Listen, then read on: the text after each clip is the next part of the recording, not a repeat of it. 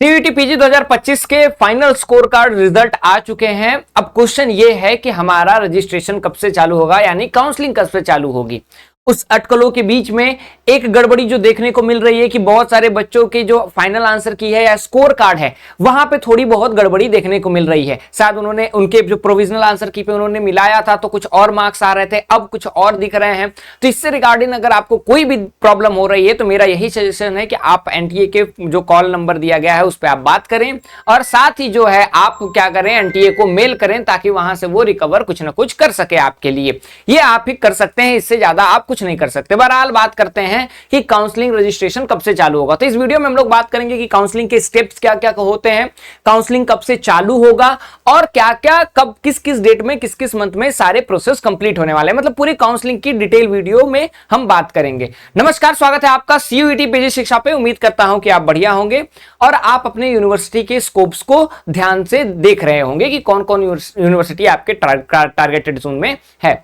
सबसे इंपॉर्टेंट चीज आपके लिए यह है कि अगर आपने इस चैनल को सब्सक्राइब नहीं किया है तो सब्सक्राइब कर लीजिए और बेल आइकन को प्रेस कर लीजिए, क्योंकि यहां से यूनिवर्सिटी तक का रास्ता हम आपके लिए आसान बनाने वाले हैं। हम बताएंगे कि कब आपके कट ऑफ आएंगे, हम बताएंगे कि कब आपके राउंड्स आने वाले हैं, कैसे सब्सिक्वेंट राउंड में नंबर डिक्रीज किया जाएगा। सारी चीजों के बारे में हम लोग हेल्पफुल करेंगे। बात करते हैं आगे वीडियो में सबसे इंपॉर्टेंट चीज है कि आगे होगा क्या आपका काउंसलिंग में। तो सबसे पहले स्कोर कार्ड आ गया। स्कोर कार्ड के बाद जो नेक्स्ट स्टेप होगा वो आपका रजिस्ट्रेशन होगा। अब लास्ट ईयर हम लोग बात करें तो रजिस्ट्रेशन इतना प्रोसेस जल्दी नहीं चालू हुआ था। तो यहां पे अगर हम लोग देखें तो रजिस्ट्रेशन आपका कंप्लीट मई तक चलेगा, पूरा मई में। मतलब कि होता क्या है कि जैसे बीएचयू अपना बीएचयू समर्थ पोर्टल रिलीज करेगा, इंफॉर्मेशन बुलेटिन वगैरह डालेगा। अब वहां पे आप जाकर के अपने आप को रजिस्टर करेंगे, ठीक है। डॉक्यूमेंट्स वगैरह आपका ज्यादातर एनटीए के वेबसाइट से फेच कर लिया जाता है और जो रिक्वायर्ड रहता है वो आपको डालना रहता है, ठीक है। उसके बाद वहां पे आप प्रेफरेंस सेलेक्ट करेंगे कि आपका अगर उस यूनिवर्सिटी को टारगेट कर रहे हैं तो कौन से कॉलेज आपके प्रेफरेंस में है, क्या नहीं है।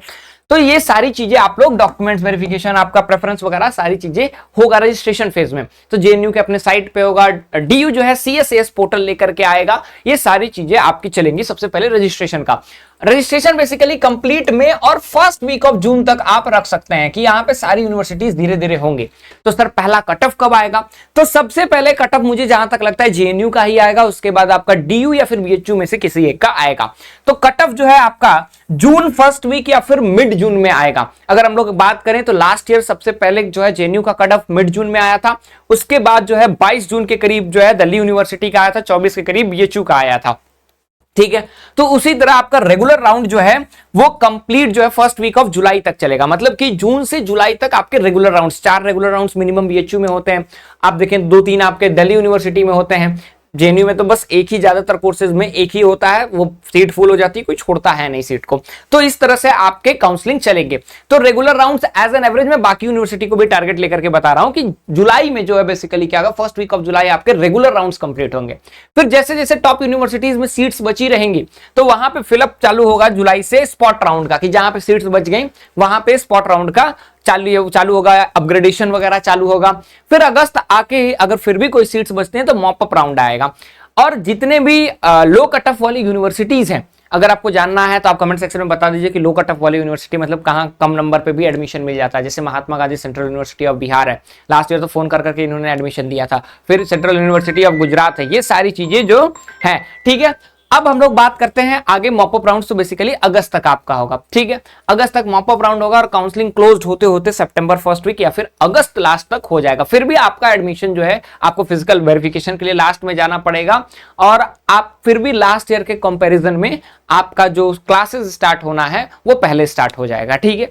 तो ये आपका कंप्लीट प्रोसेस है। अब इसमें जब तक पहला कट ऑफ नहीं आता तब तक आपका काम क्या है कि आप अपने नंबर पे यूनिवर्सिटीज का एक रेंज पता कर लें कि कौन कौन सी यूनिवर्सिटी किस रेंज में आएगी, ठीक है। इसमें मैं एक डिटेल वीडियो भी बनाऊंगा कि अगर इस मार्क्स के रेंज में फॉल इन करते हैं तो आप इन यूनिवर्सिटीज को ध्यान से टैकल कर सकते हैं। बाकी अगले वीडियो में मिलेंगे। उम्मीद करता हूं ये वीडियो आपके लिए हेल्पफुल होगा और आगे भी हम लोग इसी तरह इंटरेक्ट करते रहेंगे। Till then thank you so much and please subscribe our channel.